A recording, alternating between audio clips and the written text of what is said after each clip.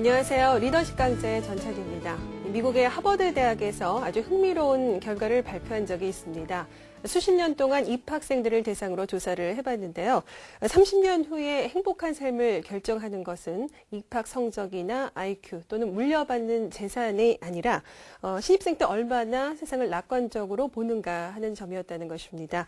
우리의 행복한 미래를 여는 열쇠, 바로 낙관주의입니다. 자, 유쾌한 낙관주의자 카톨릭 대학의 최정호 교수 모셔봅니다. 큰 박수로 맞아주시기 바랍니다. 반갑습니다. 네. 제가 좀 전에 하버드 대학의 그 얘기를 했는데요. 긍정적인 사람이 행복하고 또 성공한다. 실제로 그런 것을 입증하는 그런 연구들이 많이 있었죠. 네, 실제로 미국 같은 경우에는 그런 연구들이 아주 많이 되고 있습니다. 그래서 선거에서 이기는 사람, 국회의원 선거라든지 그럴 때 누가 이기느냐 봤더니 낙관주의자들이 더 이기더라. 운동선수, 프로 운동선수 중에서 누가 더 성공하고 우승을 많이 하고 돈을 많이 버느냐 하는 걸 따져봤을 때도 낙관주의자가 더 많이 성공하고 돈을 많이 벌더라 하는 그런 일들. 또 병원에서도 아주 심한 병을 낙관주의자들이 잘 견디더라. 이런 연구들이 많이 되어 있습니다. 네. 지난주에는 왜 옵티미스트가 돼야 되는가라고 얘기를 해주셨는데요. 자, 그렇다면 오늘은 어떻게 해야지 옵티미스트가 또 될 수 있는지에 대해서 좀 좋은 강의 부탁드려보도록 하겠습니다.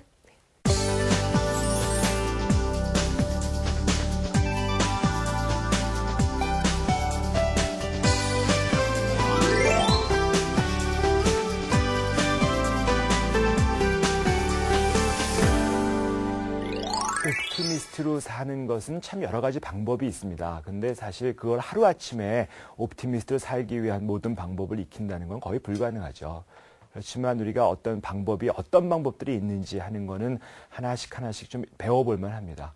우선 옵티미스트 살기 위해서 제일 먼저 중요한 거는 생각을 바꾸는 겁니다. 우리가 생각의 힘을 알아야 되거든요. 예를 들어서 우리가 생각이 얼마나 자기가 갖고 있는 감정이나 기분에 영향을 주는 예를 한번 들어보겠습니다. 어떤 아주머니인데 방에 혼자 밤에 주무시고 계신 거야. 안방에서 자고 있는데 남편은 출장을 갔어요. 오늘 안 들어와요. 그런데 밖에서 거실에서 갑자기 꽝 소리가 났어요. 너무너무 이게 강도구나. 이거 큰일 났다. 무섭다. 어떡하지? 하는 생각이 들어요. 그럼 어떤 기분이 들겠어요? 얼마나 무섭겠어요? 얼마나 공포스럽겠어요? 근데 이제 가슴이 벌렁벌렁 뛰고 막 그냥 난리가 났는데 그냥 문 잠그고 있으면 좋겠지만 건넌방에서 우리 예쁜 딸이 자고 있어요. 그러니까 도저히 안방에서 잘 수 없는 환경이에요. 그러니까 어떻게 해서든지 밖으로 나갔어요.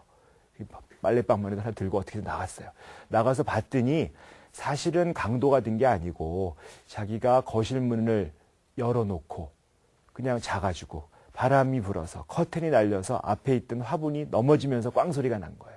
그러면 그때도 불안할까요? 그때는 불안한 기분이 드는 게 아니라 귀찮고 짜증나고 내가 왜 그랬을까? 후회스럽고 그런 생각이 드는 거예요. 뭐냐 하면 감정이라고 하는 거는 생각, 도둑이 들었구나라는 생각이 들면 불안해지는 거고 그 다음에 이게 내가 실수해서 그렇구나 하는 그런 게 들면 내가 실수했구나 하면서 마음이 안도되면서 그 대신 귀찮아지는 그런 감정이 드는 겁니다. 감정이라는 게 굉장히 생각하고 연관이 되거든요. 우리가 옵티미스트로 살기 위해서는 나의 생각을 잡아내는 게 중요해요. 그러니까 내가 굉장히 부정적인 생각을 많이 하는구나. 특히 어떤 부정적인 생각은 오래 또 지속을 갖고 이런 어떤 안 좋은 일이 벌어지면 이 일이 오래될 거다라고 생각하는구나. 그런 거를 고쳐나가는 길부터 시작하시는 게 옵티미스트가 되는 첫 번째 단추입니다. 그러니까 생각을 내가 긍정적이 되고 좋은 사람이 되겠다고 마음을 먹고 가는 일. 그게 우선 옵티미스트의 첫 번째 단계고요. 두 번째로 보면은 중요한 게 우리 마음이에요. 마음이라는 거는 굉장히 여러 가지로 볼 수 있거든요. 우리 마음에 다 상처가 있고 어려움이 있고 힘든 마음이 있습니다. 그런 마음 때문에 우리가 되게 옵티미스트로 살지 못하는 분, 비관적으로 살고 있으신 분들, 이런 분들을 보면 어렸을 때 상처 때문에 내가 우리 부모가 나한테 잘못해서 아니면 내 배우자가 나한테 잘못해서 나는 낙관적으로 살 수가 없다라고 얘기하시는 분들이 많아요. 근데 그런 마음의 상처는 우리가 상처라고 하는 거는 결국은 아물게 돼 있습니다. 우리가 피부 같은 데가 다치고 나면 그 상처를 어떻게 하면 나을까요? 그냥 놔두고 잘 싸매두고 시간이 지나면서 상처가 남으면 비록 흉터는 되지만 그 상처는 아픈 건 지나가거든요. 모양은 좀 보기 안 좋은 흉터로 남을 수 있지만 상처는 지나가요. 근데 우리가 비관적인 사람들은 자기 상처를 맨날 후벼 팝니다.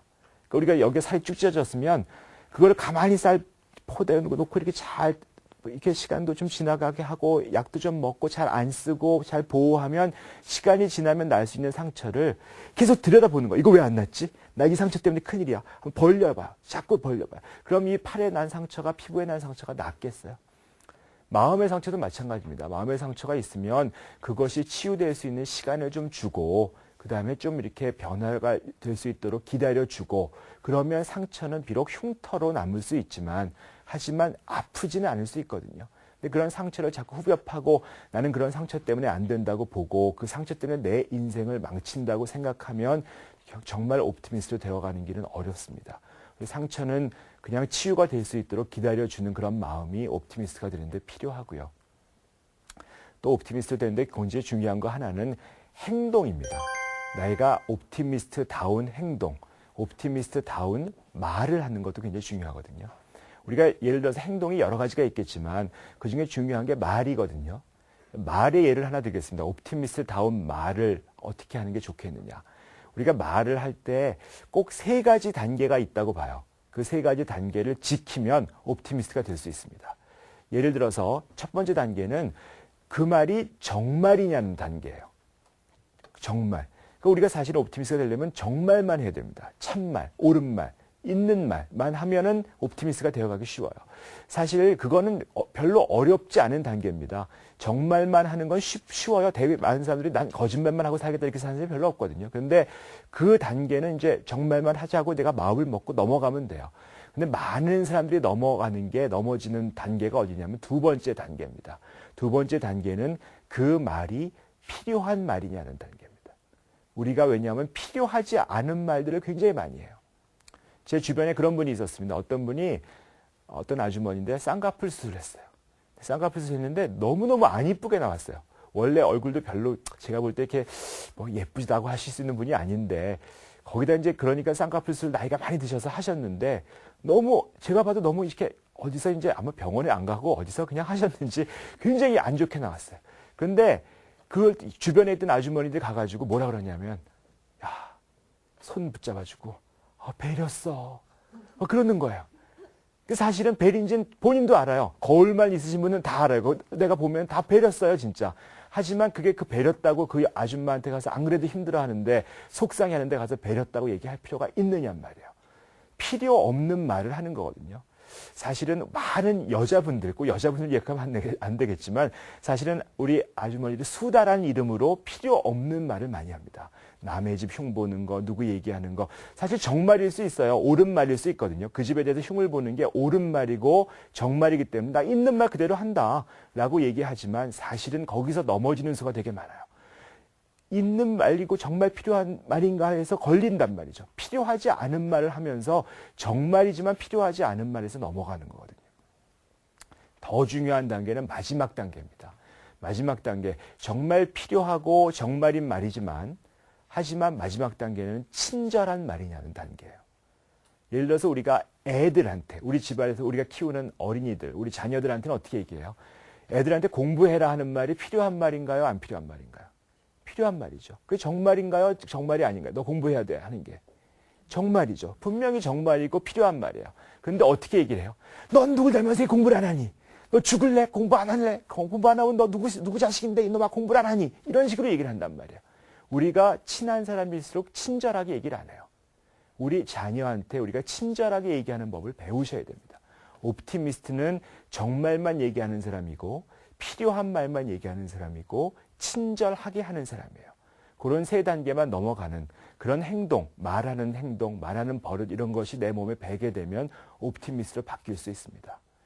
또 한 가지 중요한 옵티미스트 되는 방법 중에 한 가지는 감사하는 버릇이에요. 감사가 그냥 말로는 감사한다 하고 하지만 사실 정말 쉽지 않은 일입니다.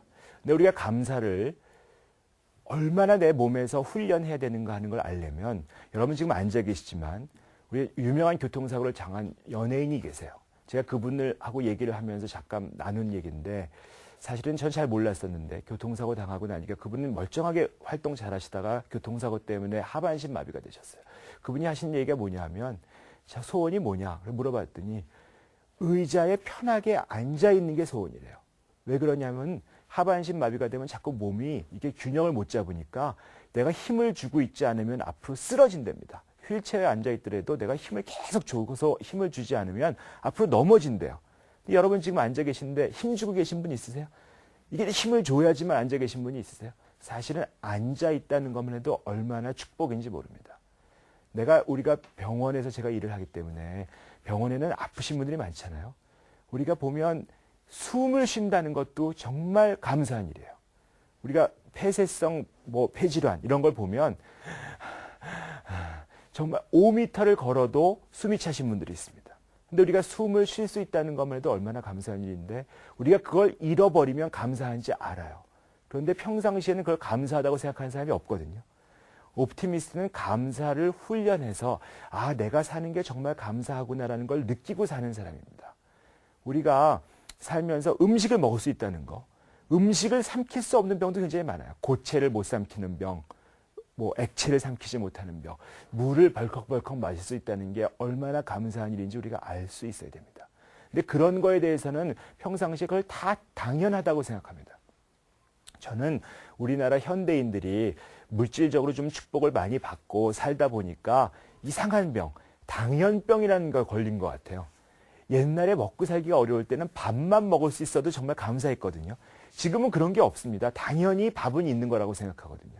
우리가 밥을 먹는다는 거, 밥을 구하는 것도 어려운 일이고 밥을 먹어서 삼키고 씹고 소화가 돼서 내가 영양분이 간다는 것 자체도 정말 알고 보면 기적이거든요. 내가 살아있다는 것 자체가 기적인데 그런 기적을 느끼고 사시는 분들이 거의 없어요. 근데 언제 느끼시냐면 그런 걸 다 잃어버리면 느껴요. 건강을 잃어버리면 내가 건강하다는 게 얼마나 소중하다는 걸 느끼게 되거든요. 근데 우리가 평상시에 그럴 필요가 없거든요. 그냥 잃어버리기 전에 갖고 있을 때 감사하기 시작하면 정말 내가 가진 것만 갖고도 얼마든지 감사. 그것만 갖고 사는데도 세상이 시간이 부족해요. 내가 걸을 수 있다는 것도 얼마나 감사하고 지금 얘기를 듣고 그 말이 무슨 말인지 알아들을 수 있다는 거. 한국말 알아들을 수 있다는 게 얼마나 감사한지 몰라요. 우리가 영어 못하는 거는 굉장히 속상해하면서 한국말을 잘하는 거를 감사할 줄 모르는 사람이 많아요. 제가 얼마 전에 어떤 교포분을 만난 적이 있습니다. 그분은 어렸을 때 한국에 살다가 화교분이에요. 화교인데 이게 한국에서 태어나서 어렸을 때 살다가 한국에 살다가 그 다음에 미국으로 이민을 가셨어요. 그래서 이제 다시 한국에 귀국하셔서 제가 만나봤는데 그분이 제가 생각할 때는 그분은 한국말도 어느 정도 해요. 교포니까 또 영어도 되게 잘해요. 중국 분이기 때문에 화교이기 때문에 중국어도 되게 잘해요. 3개 국어를 하시는 거예요. 부러울 게 없을 것 같아요. 굉장히 앞으로 사는데 한국어, 미국, 영어, 중국어를 잘하면 얼마나 좋겠어요. 그런데 그분은 뭐라고 말씀하시냐면 자기는 3가지 말 다 못한다. 어렸을 때 한국말 대충 배웠고 미국 가서 학교 다니면서 영어 조금 배웠고 중국에서 산 적이 없기 때문에 잘 못하고 이게 똑같은 현상이지만 그분은 자기가 가지지 못한 걸 보는 거예요. 근데 우리가 가진 걸 보는 사람들은 나의 능력을 가졌다고 볼 수 있는 거거든요. 우리가 감사하는 것도 우리의 생각의 버릇이고 훈련입니다. 우리가 감사할 수 있는 훈련을 하는 사람이 되셔야 됩니다. 또 한 가지 중요한 거는 이거를 하루아침에 옵티미스트로 변할 거라고 생각하시면 안 됩니다. 옵티미스트로 가는 길은 어떻게 보면 평생 가는 길이에요. 근데 제가 중요하게 생각하는 거는 어제보다는 오늘이 조금이라도 나아보자. 그러니까 제가 욕심은 안 부립니다. 옵티미스트 되는데 하루에 1%만 변해보자. 어제보다 내가 1%만 좋은 사람이 되자. 1%만 더 옵티미스트가 되자. 이렇게 생각하시면 돼요. 그러면 1년이 지나면 1년 전보다 내가 무려 365%나 더 훌륭한 사람이 돼 있는 거예요. 1년이 지나면 3년이 지나면 1000%가 넘는 거예요. 10배가 넘는 정도로 훌륭한 사람이 3년이 지나면 바뀌는 겁니다. 그러니까 하루에 너무 애쓰실 필요 없어요. 내가 어제보단 요만큼 아주 조금만 더 좋은 사람이 되자. 더 긍정적이 되자라고 생각하면 돼요. 사람들이 옵티미스트로 되겠다고 마음을 먹고 나서도 자꾸 좌절을 해요. 왜냐하면 옵티미스트로 산다는 게 내 몸에 배워야 되는 거고 그런 태도가 완전히 내 삶에 익숙해져야 되는 건데 그러기가 쉽지 않거든요. 분명히 옵티미스트로 하겠다. 내가 그렇게 마음을 먹고 살겠다고 했는데도 집에 가다 보면 아까도 말씀드렸던 어떤 말하는 버릇 이런 것도 넘어지고 틀리고 친절하지 못한 말도 하게 되고 짜증도 나게 되고 그럴 수 있어요. 그런데 그러면 포기하면 안 됩니다. 우리가 이런 예를 드는데 리더십에서 항상 그런 예를 많이 들거든요. 한국에서 미국까지 비행기를 타고 가는데 어떤 항로가 있습니다. 그런 항로가 있으면 그 항로를 따라서 쭉 가는데 실제로 그 항로를 비행기가 그 항로 위에 딱 그 선 위에 있어야 뉴욕을 가는 것 같지만 사실은 비행기 항로를 따져보면 가는 시간 내내에 거의 10% 미만도 그 항로 위에 정확하게 있는 시간이 없습니다. 삐뚤빼뚤 이렇게 갔다가 교정하고 삐뚤삐뚤 갔다가 교정하고 이러면서 그 항로를 따라서 결국은 미국에 있는 어떤 공항에 도착하는 거거든요. 우리 삶도 마찬가지입니다.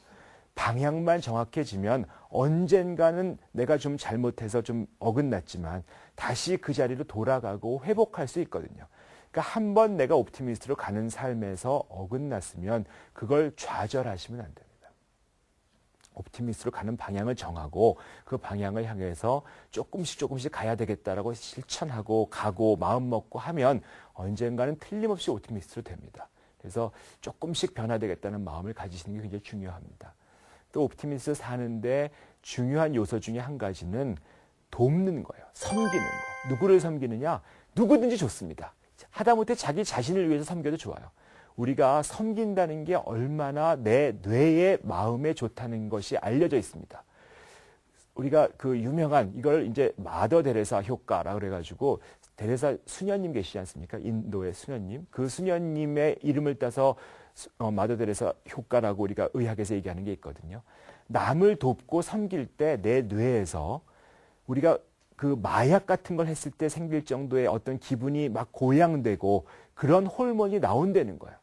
그리고 일부러 마약을 써가지고 내 뇌에서 어떤 뇌를 망가뜨리면서 내 그런 마약을 쓸 필요가 없다는 겁니다. 누군가를 도우면 누군가를 돕고 내 삶에서 누군가를 돕고 좋은 일을 하고 선행을 베풀면 누군가를 섬기면 그게 정말 없는 사람일 수도 있고 아니면 내 주변에 내 가족일 수도 있고 심지어는 자기 자신을 섬겨도 좋아요. 나한테 내가 섬겨야 되겠다. 나를 위해서 내가 나를 위해서 살겠다라고 마음을 먹으면 그것이 내 뇌에서 호르몬이 나온다는 거예요. 정말 나를 행복하게 만들어주는 호르몬이 나올 수 있다는 겁니다. 그러니까 결국 그런 섬기는 태도, 나를 섬기고 내 주변의 사람을 섬기는 그런 태도로 인생을 산다는 것이 우리가 옵티미스트로 가는 길이라고 할 수 있습니다. 옵티미스트로 살아나가는 데서 중요한 어떤 이상적인 어떤 내 마음가짐이 있습니다.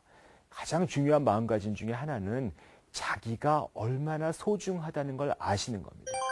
사실 이 세상은 내가 지구의 중심이고 세상의 중심이에요. 아무도 나를 위해서 대신 살아줄 수가 없습니다. 아무리 중요한 사람도 나보다 중요할 수는 없습니다. 그러니까 내가 정말 가치 있거든요.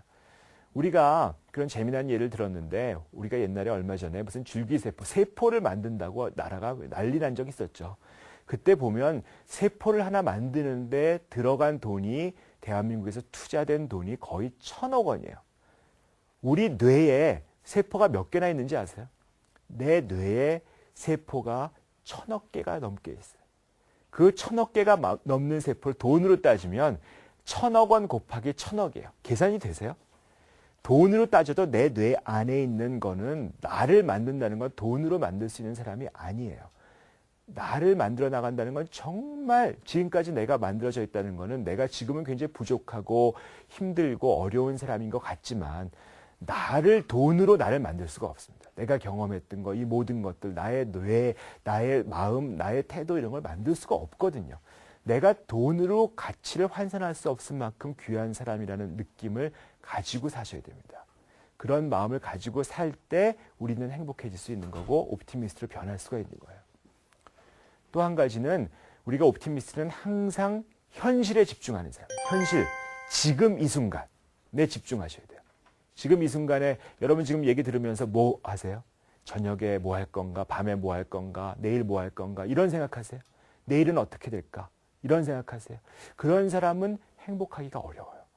지금 강의에 집중하는 거, 아니면 지금 이 순간에 내 코에 들어오는 숨, 내 몸에 느끼는 느낌, 이런 데 우리가 집중해야 돼요.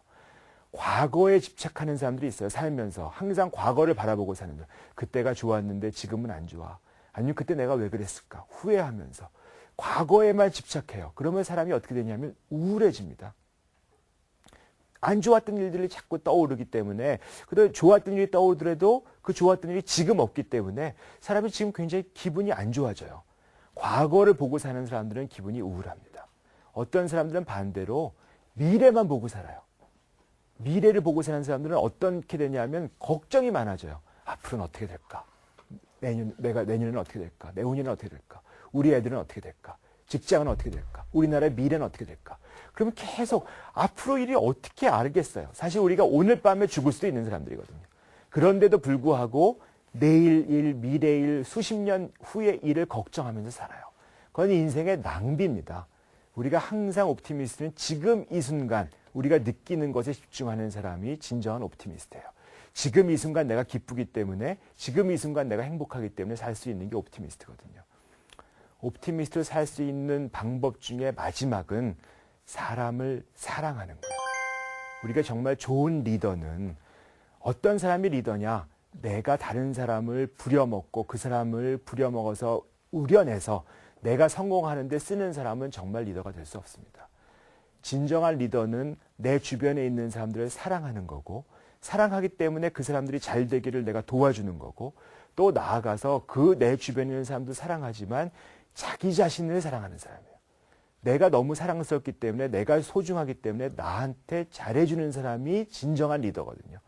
옵티미스트 리더는 내가 소중하고 나를 사랑하기 때문에 내가 행복해야 되고, 내가 행복하기 때문에 내 주변에 있는 사람도 행복하기를 원하고, 내가 가진 사랑을 나눠주는 사람이 옵티미스트입니다. 우리가 항상 살면서 옵티미스트로 된다고 하는 거는 이 모든 과정을 하나씩 하나씩 밟아 나가야 됩니다. 근데 이거 제가 말씀드렸던 걸 다 어떻게 하느냐, 오늘부터 어떻게 하겠느냐, 이게 불가능하죠. 하지만 중요한 거는 내가 옵티미스트로 살겠다는 태도를 가지는 게 중요하거든요. 그러면 옵티미스트 살 수 있는 방법은 여러 가지가 있습니다. 제가 말씀드렸던 거 이외에도 굉장히 많은 방법들이 있을 수 있고, 그 중에 어떤 건 내가 잘하고 있는 부분도 있거든요.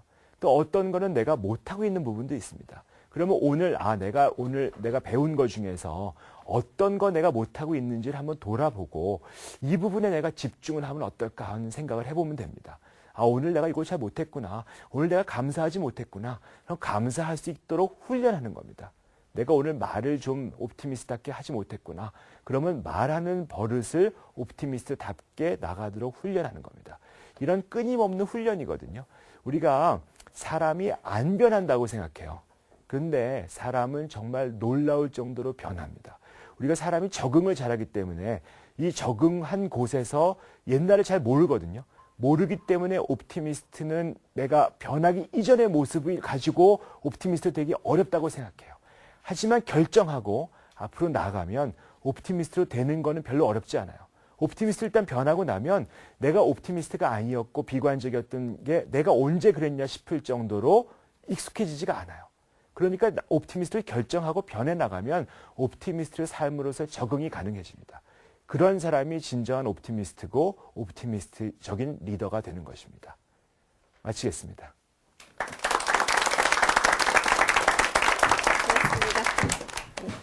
오늘 이 강의를 들으시면서 많은 분들이 이제 나도 옵티미스트가 되기 위해서 노력을 해야 되겠는데 라는 생각을 많이 하실 겁니다. 근데 그 방법들이 그다지 어렵지 않아요. 일단 뭐 주변의 모든 그 상황, 여러 것들에 감사를 하고 또 나 자신부터 사랑하고 또 주변 사람들도 사랑하고 섬기고, 그리고 현실에 집중하고 충실한다는 거. 네, 그 외에도 뭐 여러 가지 방법이 있다고 말씀하셨는데, 네, 그다지 어렵지 않은 것 같은데 오늘 저도 당장 실천을 해보도록 하겠습니다. 감사합니다. 네, 강의 잘 들으셨죠? 질문 받아보도록 하겠습니다. 네. 예, 좋은 강의 감사드립니다. 옵티미스트가 되고 싶다고 해도 사람이 하루아침에 변하기가 굉장히 쉽지 않은데요. 교수님께서는 옵티미스트가 되기 위해서 제일 처음 실천한 거에 어떤 것이 있고, 또 어느 때 스스로 옵티미스트로 변했다고 느끼시는지 궁금합니다. 네, 저 개인적으로는 제가 감사 훈련이라는 걸 했거든요. 근데 그게 우연이 됐습니다. 사실은 제가 눈에 무슨 그 안구 건조증이라고 해가지고 안약을 넣어야 되는 그런 상황이 있었거든요. 그랬더니 안약이 없었어요. 그래가지고 어떻게 했냐면은 수도가에 가서 물 틀고 거기다 이렇게 눈을 적시니까 눈이 뻑뻑한 게 풀리더라고요. 그래서 몇 번 하니까 효과가 있었어요. 그랬는데 수도가에 가서 물 틀고 이렇게 적시다 보니까 물이 코에 들어가더라고요. 숨을 못 쉬겠어요.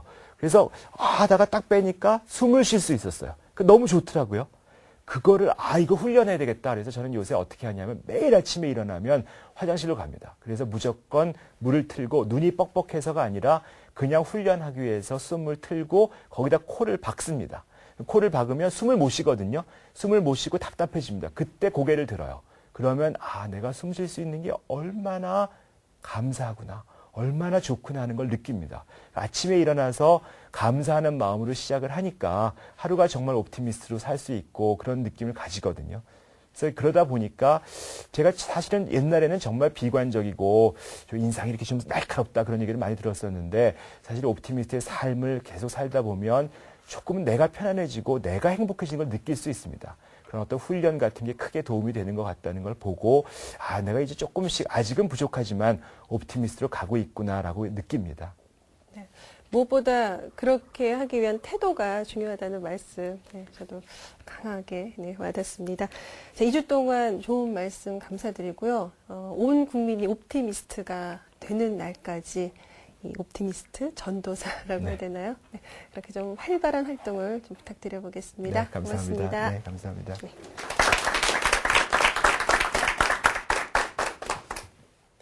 네, 최정호 교수님의 저서 옵티미스트에도 나오는 구절인데요. 철학자 헤겔은 이런 말을 했습니다.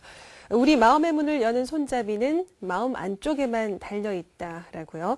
긍정주의가 될 것이냐, 또 비관주의자가 될 것이냐, 바로 우리 마음 먹기에 달려 있습니다. 그리고 그 마음의 선택을 할 수 있는 사람 또한 자기 자신밖에 없습니다. 리더십 강좌 오늘 여기서 모두 마칩니다. 다음 시간 다시 인사드립니다. 고맙습니다.